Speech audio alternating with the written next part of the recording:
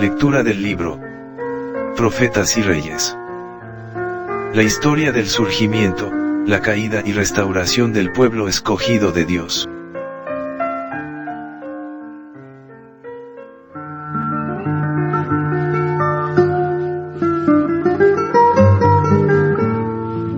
Capítulo 12. De Jezreel a Oreb. Este capítulo está basado en el libro primero de Reyes 18, 41 al 46, y 19, 1 al 8.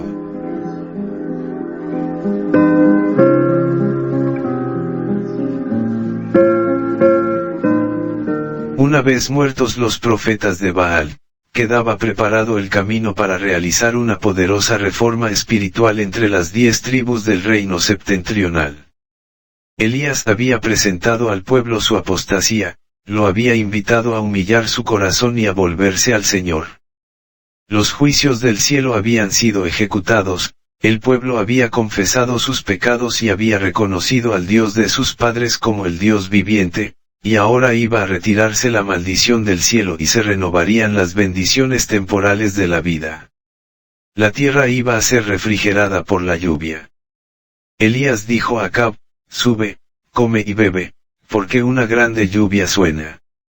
Luego el profeta se fue a la cumbre del monte para orar. El que Elías pudiese invitar confiadamente a Acab a que se preparase para la lluvia no se debía a que hubiese evidencias externas de que estaba por llover. El profeta no veía nubes en los cielos, ni oía truenos. Expresó simplemente las palabras que el Espíritu del Señor le movía a decir en respuesta a su propia fe poderosa.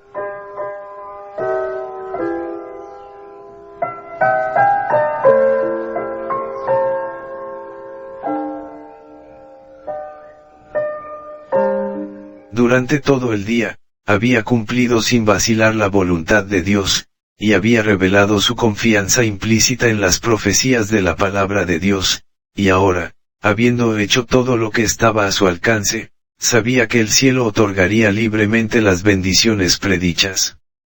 El mismo Dios que había mandado la sequía había prometido abundancia de lluvia como recompensa del proceder correcto, y ahora Elías aguardaba que se derramase la lluvia prometida. En actitud humilde, su rostro entre las rodillas suplicó a Dios en favor del penitente Israel.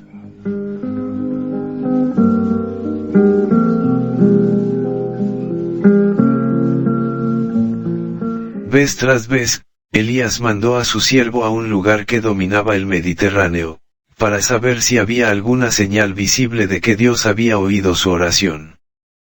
Cada vez volvió el siervo con la contestación: no hay nada. El profeta no se impacientó ni perdió la fe, sino que continuó intercediendo con fervor. 6 veces el siervo volvió diciendo que no había señal de lluvia en los cielos que parecían de bronce.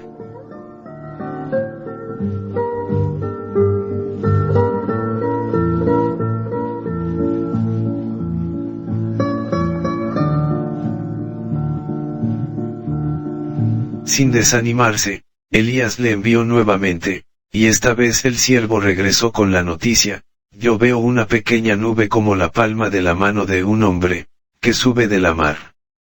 Esto bastaba. Elías no aguardó que los cielos se ennegreciesen. En esa pequeña nube, vio por fe, una lluvia abundante, y de acuerdo a esa fe, obró. Mandó a su siervo que fuese prestamente a Acab con el mensaje: unce y desciende, porque la lluvia no te ataje. Por el hecho de que Elías era hombre de mucha fe, Dios pudo usarle en esta grave crisis de la historia de Israel.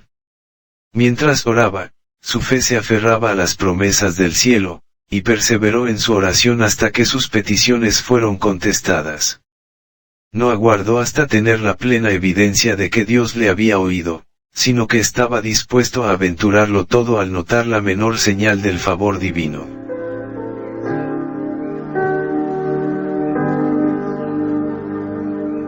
Y sin embargo, lo que él pudo hacer bajo la dirección de Dios, todos pueden hacerlo en su esfera de actividad mientras sirven a Dios, porque acerca de ese profeta de las montañas de Galaad, está escrito: Elías era hombre sujeto a semejantes pasiones que nosotros, y rogó con oración que no lloviese, y no llovió sobre la tierra en 3 años y 6 meses. Una fe tal es lo que se necesita en el mundo hoy, una fe que se aferre a las promesas de la palabra de Dios, y se niegue a renunciar a ellas antes que el cielo oiga. Una fe tal nos relaciona estrechamente con el cielo, y nos imparte fuerza para luchar con las potestades de las tinieblas.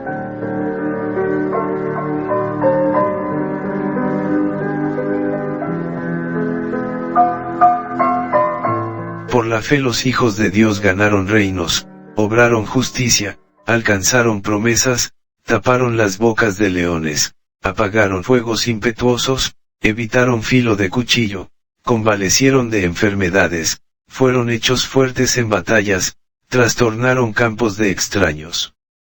Y por la fe hemos de llegar hoy a las alturas del propósito que Dios tiene para nosotros.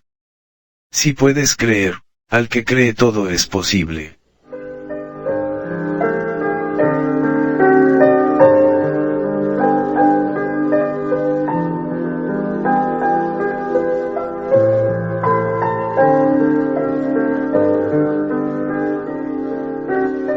La fe es un elemento esencial de la oración que prevalece. Porque es menester que el que a Dios se allega, crea que le hay, y que es galardonador de los que le buscan. Si demandáremos alguna cosa conforme a su voluntad, Él nos oye. Y si sabemos que Él nos oye en cualquier cosa que demandáremos, sabemos que tenemos las peticiones que le hubiéremos demandado. Con la fe perseverante de Jacob, con la persistencia inflexible de Elías, podemos presentar nuestras peticiones al Padre, solicitando todo lo que ha prometido. El honor de su trono está empeñado en el cumplimiento de su palabra.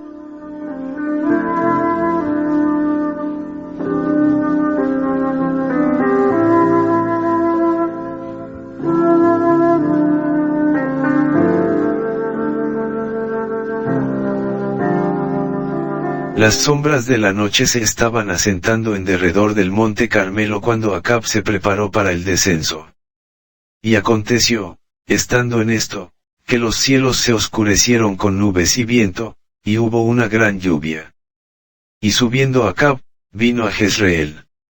Mientras viajaba hacia la ciudad real a través de las tinieblas y de la lluvia enceguecedora, Acab no podía ver el camino delante de sí.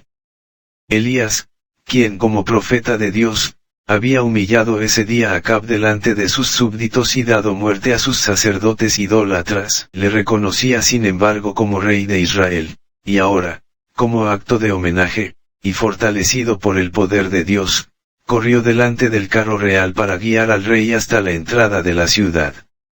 En este acto misericordioso del mensajero de Dios hacia un rey impío, hay una lección para todos los que aseveran ser siervos de Dios, pero que se estiman muy encumbrados. Hay quienes se tienen por demasiado grandes para ejecutar deberes que consideran sin importancia. Vacilan en cumplir aún los servicios necesarios, temiendo que se los sorprenda haciendo trabajo de sirvientes. Los tales tienen que aprender del ejemplo de Elías. Por su palabra, la tierra había sido privada de los tesoros del cielo durante 3 años, había sido señaladamente honrado por Dios cuando, en respuesta a su oración en el Carmelo, el fuego había fulgurado del cielo y consumido el sacrificio, su mano había ejecutado el juicio de Dios al matar a los profetas idólatras, y su deseo había sido atendido cuando había pedido lluvia.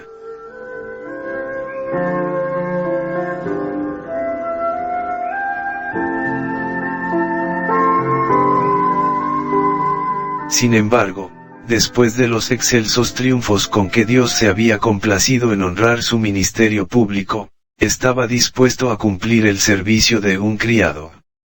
Al llegar a la puerta de Jezreel, Elías y Acab se separaron.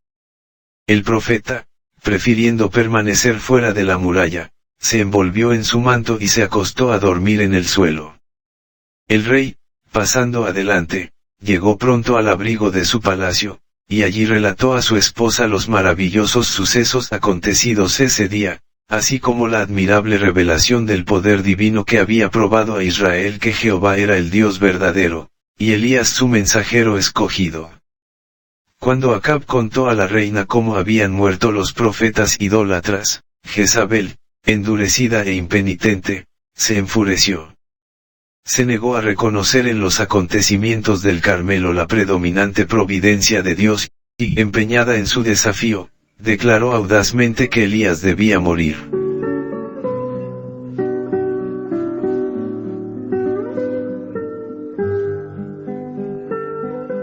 Esa noche un mensajero despertó al cansado profeta, y le transmitió las palabras de Jezabel: así me hagan los dioses, y así me añadan, si mañana a estas horas yo no haya puesto tu persona como la de uno de ellos.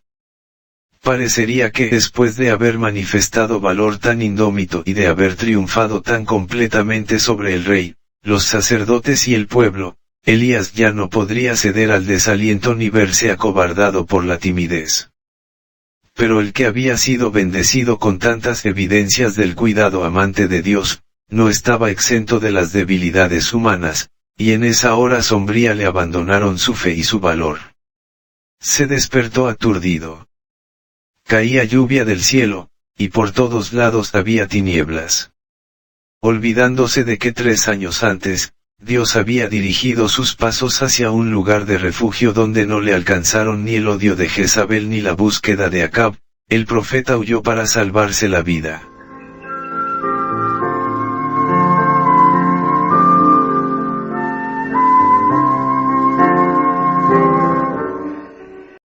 Llegando a Beerseba, dejó allí su criado. Y él se fue por el desierto un día de camino.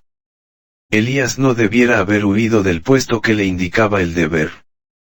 Debiera haber hecho frente a la amenaza de Jezabel suplicando la protección de aquel que le había ordenado vindicar el honor de Jehová. Debiera haber dicho al mensajero que el Dios en quien confiaba le protegería del odio de la reina. Solo habían transcurrido algunas horas desde que había presenciado una maravillosa manifestación del poder divino, y esto debiera haberle dado la seguridad de que no sería abandonado.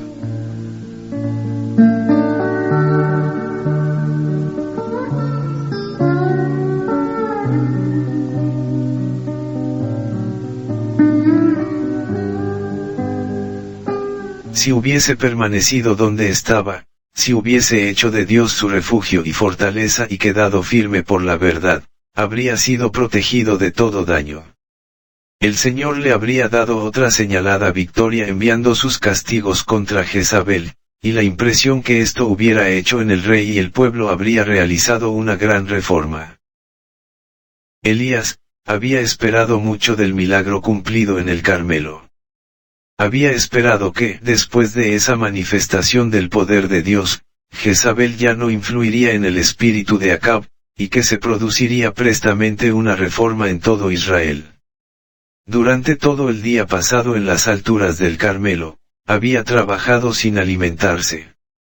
Sin embargo, cuando guió el carro de Acab hasta la puerta de Jezreel, su valor era grande, a pesar del esfuerzo físico que había representado su labor.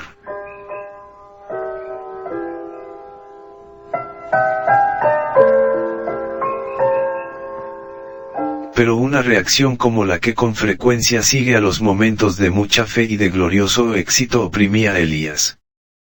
Temía que la reforma iniciada en el Carmelo no durase, y la depresión se apoderó de él. Había sido exaltado a la cumbre de Pisga, ahora se hallaba en el valle. Mientras estaba bajo la inspiración del Todopoderoso, había soportado la prueba más severa de su fe, pero en el momento de desaliento, mientras repercutía en sus oídos la amenaza de Jezabel, y Satanás prevalecía aparentemente en las maquinaciones de esa mujer impía, perdió su confianza en Dios. Había sido exaltado en forma desmedida, y la reacción fue tremenda. Olvidándose de Dios, Elías huyó hasta hallarse solo en un desierto deprimente.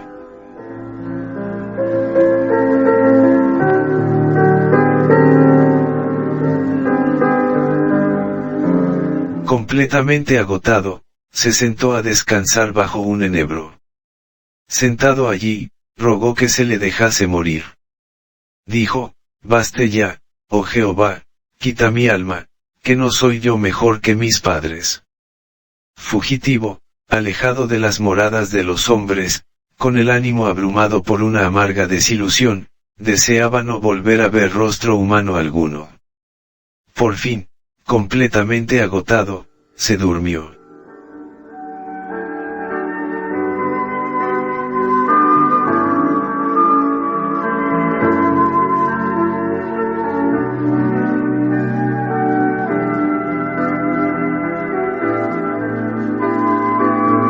A todos nos tocan a veces momentos de intensa desilusión y profundo desaliento, días en que nos embarga la tristeza y es difícil creer que Dios sigue siendo el bondadoso benefactor de sus hijos terrenales, días en que las dificultades acosan al alma, en que la muerte parece preferible a la vida.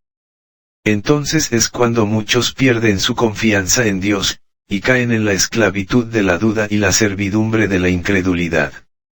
Si en tales momentos pudiésemos discernir con percepción espiritual el significado de las providencias de Dios, veríamos ángeles que procuran salvarnos de nosotros mismos, y luchan para asentar nuestros pies en un fundamento más firme que las colinas eternas, y nuestro ser se compenetraría de una nueva fe, y una nueva vida.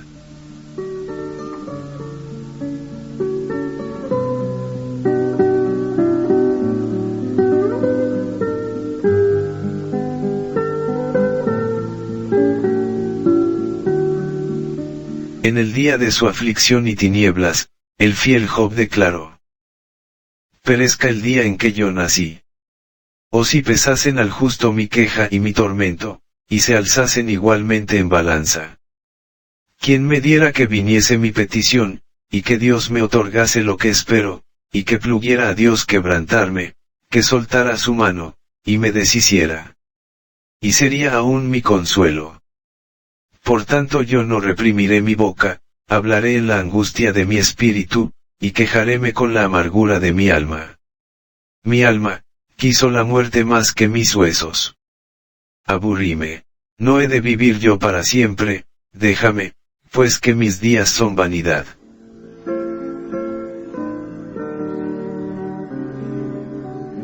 Pero aunque Job estaba cansado de la vida, no se le dejó morir.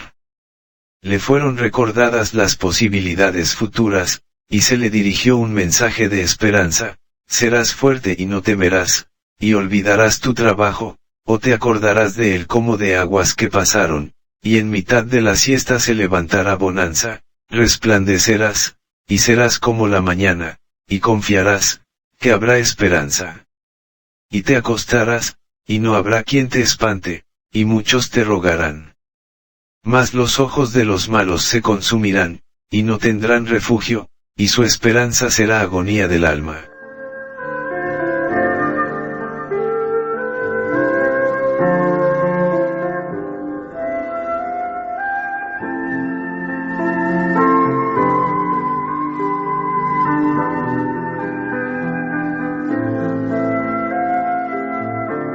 Desde las profundidades del desaliento, Job se elevó a las alturas de la confianza implícita en la misericordia y el poder salvador de Dios.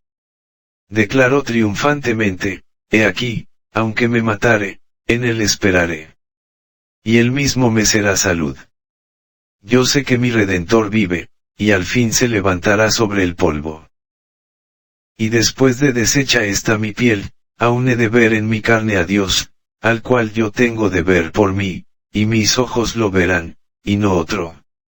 Respondió Jehová a Job desde un torbellino, y reveló a su siervo la grandeza de su poder. Cuando Job alcanzó a vislumbrar a su Creador, se aborreció a sí mismo y se arrepintió en el polvo y la ceniza. Entonces el Señor pudo bendecirle abundantemente, y hacer de modo que los últimos años de su vida fuesen los mejores.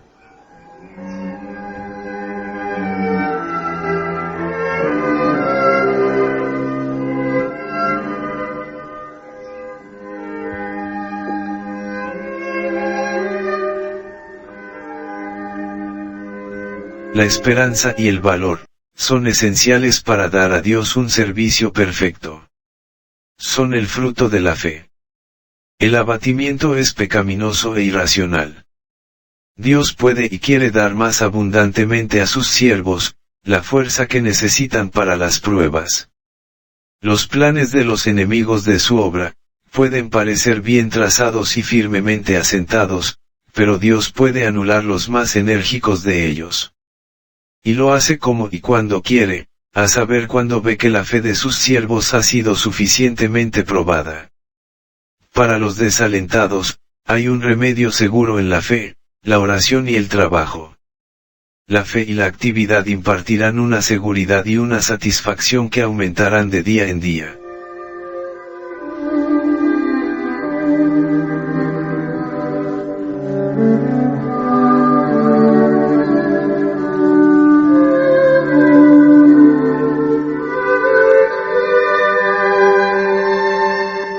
¿Estáis tentados a ceder a presentimientos ansiosos o al abatimiento absoluto? En los días más sombríos, cuando en apariencia hay más peligro, no temáis. Tened fe en Dios. Él conoce vuestra necesidad. Tiene toda potestad. Su compasión y amor infinitos son incansables. No temáis que deje de cumplir su promesa. Él es la verdad eterna. Nunca cambiará el pacto que hizo con los que le aman. Y otorgará a sus fieles siervos la medida de eficiencia que su necesidad exige.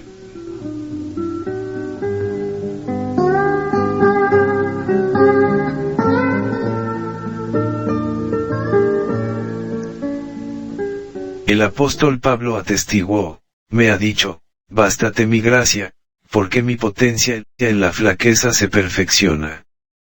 Por lo cual me gozo en las flaquezas, en afrentas, en necesidades, en persecuciones, en angustias por Cristo, porque cuando soy flaco, entonces soy poderoso.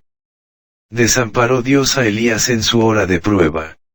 Oh no, amaba a su siervo, tanto cuando Elías se sentía abandonado de Dios y de los hombres como cuando, en respuesta a su oración, el fuego descendió del cielo e iluminó la cumbre de la montaña. Mientras Elías dormía, le despertaron un toque suave y una voz agradable. Se sobresaltó y, temiendo que el enemigo le hubiese descubierto, se dispuso a huir.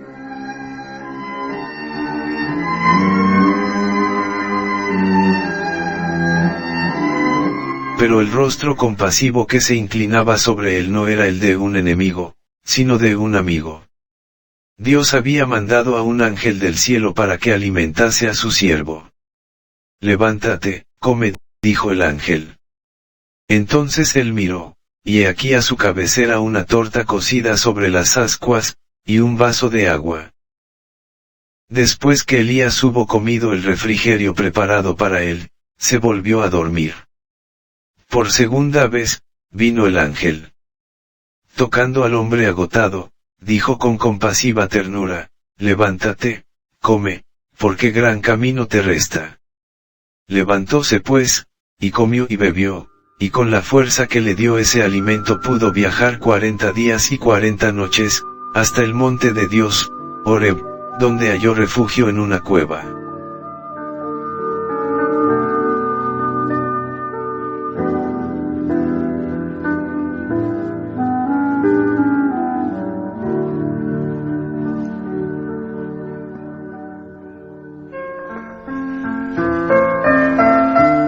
Lectura del libro Profetas y Reyes. La historia del surgimiento, la caída y restauración del pueblo escogido de Dios.